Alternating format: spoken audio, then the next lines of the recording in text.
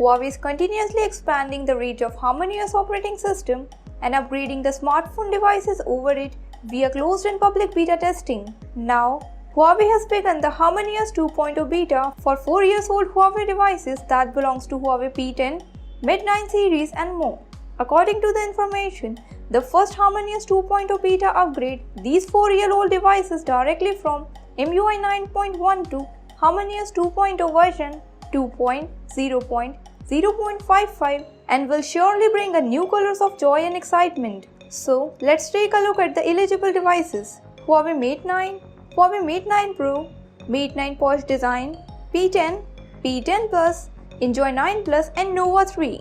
However, it could be more exciting if the company rollout jumps to the global market and deliver the same treatment for the global Huawei consumers. Let's dive into the Harmonyos 2.0 first beta features. The Harmonyos 2.0 beta brings new Harmonyos home screen, control center, slider functions, large folders, Harmonyos font, unlimited sharing options, and AI voice to provide a next level user experience. That's it for now.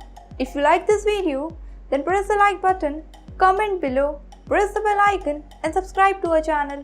And don't forget to visit HC Newsroom.